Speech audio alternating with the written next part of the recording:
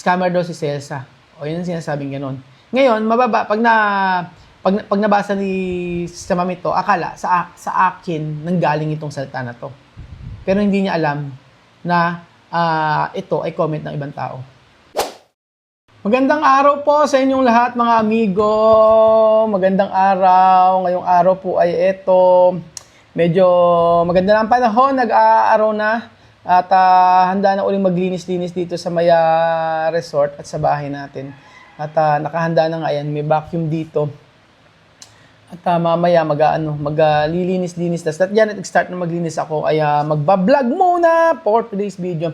Nga, ito na ano ako yan ang mahirap Parang hindi ko maunawaan ang sinasabi. Marami yung nagsasabi, tigilan mo ang pagbablog sa mga Aprikano. Huwag mong banggitin ng mga Aprikano. Stop na, mga ganyan. Pero kahit mag-stop ka, dire-diretso pa rin yan. Kahit mag-stop ka, kahit hindi mo sila banggitin, dire-diretso pa rin Para saan, di ba? Kung hindi mo ipapaliwanag yung mga nangyayari. Kagaya niya, gusto ko ng ang pagbablog, mga amigo, ay kagaya ng ginagawa ko, kung ano yung nangyayari sa akin sa araw-araw. Bahagi sila ng buhay ko di ba? Bahagi sila ng buhay ko, mga Aprikano, at kung ano man yung mga nangyayari everyday, kailangan explanation. Kaya, ala namang masama kung mag-vlog tayo o ipakita natin kung ano yung nangyayari. Kasi, ang daming sabi yun, hindi mo kailangan mag-explain. Hindi mo kailangan, hindi kailangan ipaliwanag. Pero kagaya nito, kahit hindi mo explain, kahit hindi mo ipaliwanag, sila mismo ang gumagawa, yung mismo mga nagko-comment, ang mismo mga gagawa ng mga message at gumagawa ng mga issue. Diba? Kahit wala namang issue. Ganon. So, kahit anong gawin kong vlog, mga Aprikano, mga Pilipino, kahit sino pa yan, lahat yan may issue. Diba? Nag-vlog ako doon kila ate, nag-vlog ako doon kila ate, nag-vlog ako doon kila ate Bebe, nag-vlog ako doon. So, nakita nila ang issue, yung bata naman daw, o kino-content yung bata, wala daw permit, ganyan, wala ganun. O, di tinigil ko, syempre, at hanapan ng permit, pagka nagkaroon ng permit, kasi gusto ko rin legal, ganyan. So, kahit ano pang i-content ko, mga amigo, kahit sino pa i-content ko, kahit pamilya ko, kahit mismong ako magsasalita, lahat may masasabi. Kasi sa social media, lahat mga amigo ay may karapatan na mag-comment. Diba? Pero wag akong babawalan na itigil ang pagko-content sa mga Aprikano, itigil ang content sa mga yaan. Ano ang gagawin kong vlog? 'Di ba? Yun ang buhay namin. Meaning, yun ang nangyayari sa buhay namin. Hindi ko po pwede na i-stop kung ano man yung mga nangyayari. 'Di ba? For example, nung nagpunta kami ng Thailand, sabi scripted daw. 'Di ba? Sabi scripted daw at ang sabing ganon ay kagaya scripted daw at dinocument ko pa mga ganyan na ang totoo naman daw ay nag-travel lang daw naman kami ni Belgium, pambihira. Sasakay ka ng Thai Airways, napakamahal-mahal. 'Di ba? Kung ako magkamali, almost 66,000 or almost 70,000 sa ticket pa lang. Thailand lang. Mas mahal pa ang ticket na kaysa ka nag-Japan, 'di ba? Kung tuturo kami lang ni Belgium at magaganyan, hindi kami pupunta doon. Pupunta ako sa ibang bansa, di ba? Pwede na ako makarating ng Dubai nun Di ba? Galit na galit. Hindi, gusto ko lang ipaliwanag sa inyo, I am a vlogger. Vlogger po ako at yung mga ginagawa ko po, mga amigo, ay base sa nangyayari sa akin sa araw-araw.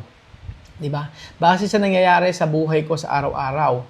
Yun ang sa akin. Yung sasabihin. May message pa si Ate Mariton, na pagsabihan mo nga si Raul na wag i-content yan, magbagbagit ng mga Aprikano. Bakit? Di ba?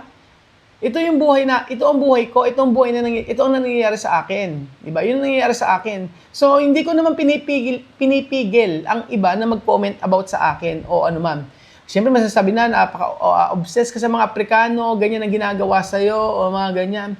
Buhay ko ito. Ito yung kwento ng buhay ko. Hindi ko po pwede na i-shortcut. Like, for example, napunta kami ng Thailand, i-document ko kung ano yung mga totoong nangyari. Bakit? Kasi, ito yung mga patunay o ito yung mga nangyayari na dapat alam ninyo, di ba? Before, nung nandito yung mag-nanay, okay, balik na tayo sa mag-nanay. Before, nung nandito yung mga mag-nanay, hindi ko kailangan dapat magpaliwanag, pero kasi may mga tao na binibrainwash yung mga taong nakapaligid sa akin, tulad ng mga kaibigan ko. Ayun. Diba? Binibrainwash yung mga taong nakapaligid sa akin. Karapatan ko na magsalita. Karapatan ko na sabihin ng totoo. Dahil sa lahat ng mga nangyari, sa lahat ng mga ginawa sa akin, karapatan nyo na malaman nyo yun. Diba? Kagaya yung nagpunta, yung magnanay, balik tayo sa magnanay, nagpunta dito. Diba? Tapos na ako sa kanila, walang problema. Pero, ang dami kong na-filter sa kanila na hindi totoo. Ang dami kong na-filter sa kanila na dapat na ipakita ko sa inyo. Dahil sabi nga ninyo, ba't hindi na kailangan i-public yan? Hindi na kailangan sabihin yan. Tapos nang huli, nalaman nyo na gano'n ang gagawin sa akin. Siya mismo ang nagsalta ng masama about sa akin. Diba? Kung katoksikan po, yung mga ginagawa natin sa mga vlog natin, mga katoksikan, hindi ito yung kwento ng buhay ko. Na dapat maunawaan ng iba. Kasi, lahat may basher, lahat may magkasabi na hindi maganda sa'yo. Pero sa akin nga, wala akong pakialam. Kasi ito po yung nangyayari sa akin. Hindi ko po pwedeng itago o sarilinin ko lang lahat ng kwento ng buhay ko. Di ba? Yun. Nagigil. hindi ko lang kasi masyadong gusto. Hindi ko lang type yung sasabihin, pipigil ka na. Huwag mong i-content yung mga Aprikano. Huwag mong i-vlog yung mga Aprikano. Tigilan mo na, stop na. Bakit i-stop? Di ba? Bakit i-stop? Sila nagsisimula. Di ba? Paano niyo malalaman kung ano yung mga nangyayari sa akin? For example, ito, iano ko sa inyo. Ang layo ng vlog. Ang vlog na ito ay about sa hindi ko binanggit Aprikano. Pero tingnan niyo yung comment Sabi niya, sabi nito David Jackson, magko-comment ako out of the content. Out of the content. Babanggitin ko lang ang pangalan ni Celsa Matingas na scammer. Nagpapakipot si Celsa, gusto ni si Ruel na tumawag sa kanya. Kaya hindi siya muna tumatawag kay Raul o hindi muna siya sinasagot yung nag-call ni Raul kasi nga bumuebuelo siya. Pagdating ng time, malaking drama ni Celsa, naiiyak siya. Mag-uusap sila ni Raul. Siyempre, hard to get si aling scammer na si Celsa. Ibang vlog na to, pero ganito pa yung comment, di ba? Open sa social media, sila Chamame at saka lahat ng mga bata o sino man may mga nandun. Lalo lang si Chamame. Di ba? Ano siya? Tawag doon. Babad na babad siya sa mga comment section. Di ba? Pag nabasa niya to, ako na naman ang masama. Pero ibang content to, ibang vlog to. Di ba? Ibang vlog to, ibang vlog to, pero ito yung comment niya. Ito yung comment niya.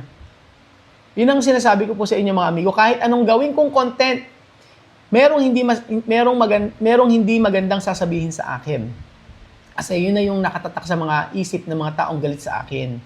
Kaya sabi ko, bakit hindi ko i-content? Gawin ko na lang kung anong ang ginagawa ko everyday, ano nangyayari everyday. So kung babawalan ako, wag mo i-content yan, wag mo nang i-vlog yan, tama na, ganyan. Hindi yun totoong buhay. Ito ang buhay ko na kailangan i-share ko sa inyo. Yun ang pinaka-point ko doon. Pero kung may magbe-brainwash na kesyo, pagsabihan mo yan, like Tita Mariton sabihin, pagsabihan mo Tita Mariton yung mga, yung si Raul, ganyan, about sa African, ganyan, diba? Magkaibigan kami natin Mariton, magkaibigan natin Mayan, magkaibigan natin Lulu, lahat sila magkakaibigan. Pero, ang desisyon sa buhay nasa akin. Nasa akin lahat ng desisyon sa buhay. Diba? Kung hindi nila kayang panoorin yung isang vlog, wala namang problema sa akin. Ang point ko dito is ito ang buhay ko. Na hindi po pwede, ibang tao ang magdidikta sa akin kung ano ang gagawin ko. Nag-guess po ba ako? Pero ang pangit kasi, may mga tao talaga na hindi magiging masaya sa lahat ng mga tao na nakapaligid sa akin. At gagawin lahat para masira ako. Yun yung sa akin. Kaya lang, para sa akin, hindi yun gagawin ko kung ano makapagkapasaya sa akin, kung ano ang talagang nangyayari at ano ang buhay ko. Ilang buwan nandito ang magnanay dito. Kukwento ko ulit yung ilang buwan ang nandito yung magnanay, pero lahat na filter ko yan. Lahat ng mga pinagagawa nila sa akin. Lahat ng ginagawa nila sa akin. At sa akin kasi, baka maaayos pa, baka ganyan. Pero sa uli nyo na malalaman kung hindi pa ako siniraan, di ba? Kung hindi pa ako sinabihan, kung ano pa mga sinabi sa akin. So, yung mga ganoon, hindi naman ako magsasalita regarding about sa mga African kung walang mga nagko-comment na ganito. Kung walang ginagawa yung pamilyang ito, especially kay Chamame. Sabi ko nga sa inyo, hindi ako galit kay Chamame. Tapos marami nagalit sa akin, bakit daw hindi ako magagalit kay Chamame? Ang daming pera na nasayang o gano'n, normal. Matanda na po ako. Siyempre, ayokong i-stressin ko sarili ko, di ba? Ang second chance na binigay sa kanila is yun na yun. Tapos sabi niya, bakit kailangan ako daw nga magsabi na sabihin ko, kaya sabihin ko daw na yung daw sabihin ko, bakit daw kailangan ko hanapin si Celsa, bakit daw kailangan ko sabihin na ganyan, na hindi ako nagagalit. Ano ang gustong gawin? Na makipagbagbagan ako, makipagbakbakan ako sa kanya, ganyan, hindi. Sabi ko, sa lahat ng nangyari na to, gumastos ng napakalaki. Nahiya nga ako sa sponsor, di ba? Gumastos ng pinakamalaki. Pero, ang Diyos, alam niya kung ano makakabuti sa akin. Kaya, mula nung pagpunta ko pa lang sa Thailand, inianda ko ni sarili ko kung ano yung mangyayari. Kasi nakakaramdam na ako ng something na hindi okay. Pero, sabi ko kay Belgium, tutuloy tayo sa Thailand. Mag-aantay tayo kung ano pa man o ano man yung mangyayari. Mag-aantay tayo kung darating sila or hindi sila. Meron kasi kung ibang nararamdaman that time. Kasi parang limited lang yung pag-message sa akin. O sabi ko kay Belgium, baka nag-iisip lang ako ng nega. Kasi sabi ko, kasi hindi nagme-message, madalang, ganyan. Okay, si Miss makausap ko, ganyan. Pero, iba yung pakiramdam ko that time. Kaya pinag-pray ko yon. Sabi ko, Belgium, ano man mangyari, tutuloy tayo doon. Basta tayo, i-enjoy natin kung ano pa man yung gagawin natin doon. Kasi naka-ano na di ba? Naka-ano na yun Pero ang iniisip, sabi nga ni Belgium, huwag kang nega kasi baka nagpe-prepare lang yun, busy lang yun, kaya hindi masyado nag-reply. Ganun po. Kaya, hindi ako galit, nagpapaliwanag lang ako. Kasi sabi ko nga, napapaisip ako, sabi niya, iba na ang content ko, iba na ang ginagawa kong vlog, pero isinisingit pa rin yung mga comment yung about kila Chamame, di ba? Iba isinisingit pa rin. Nagbabasa yung si Chamame ng comment. Ganoon din naman, wala din naman mangyayari. Kasi nga, ito na yung nangyayari So, ang pinaka main dito is kung hanggang saan yung sinasabi ni Chamame na pagkakaibigan na meron sa akin. Hanggang saan? Hanggang saan. Yun yung inaano ko dito Pero, sabi ko nga, sa nakikita ko kasi, ito aking opinion, sa nakikita ko kasi, yung hindi lang niya pagpunta dito sa Pilipinas, sa akin, okay naman. Nakita niyo, normal sa akin, parang hindi ako, sabi ko nga, kung nagpunta kami sa Thailand at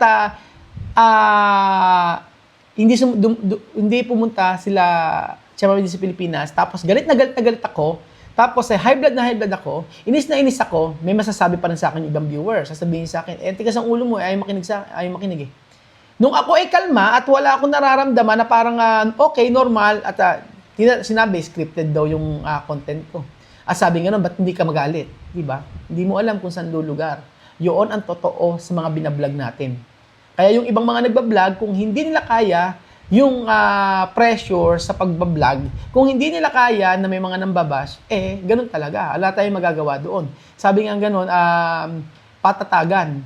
Kasi mga amigo, sa totoo lang, ako, sa tagal ko na nagbablog, kung ano yung bagay na alam ko na tama, yun ang ginagawa ko. Kung alam ko na ito ay makakabuti, yun ang ginagawa ko. Lalo na sa pagtulong. Kasi kahit saan gawin ko mag-ano ako dyan, kung halimbawa magpunta ako dyan sa kanto, tumulong ka, kahit maglabas ka ng 100,000, 200,000 pesos, may nakita ka, halimbawa ang naging content mo nagpapakain ka, nakita lang na merong, kunyari nagpapakain ka, merong lang nahulog na tapos kinamay mo, tapos yung tinulong mo hindi nila makikita, ang makikita nila yung pagkakamali mo.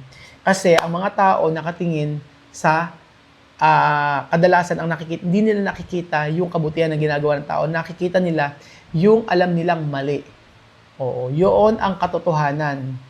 Kaya para sa akin, ayan, tapos itong comment na to ibang comment na to pero sinabi nga scammer daw si Celsa.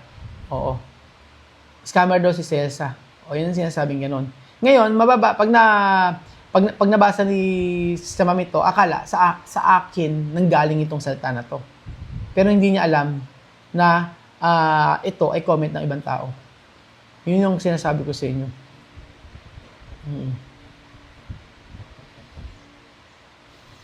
Kaya para sa akin mga amigo, kahit anong gawin natin, hindi tayo excuse, especially pag nasa vlogging tayo.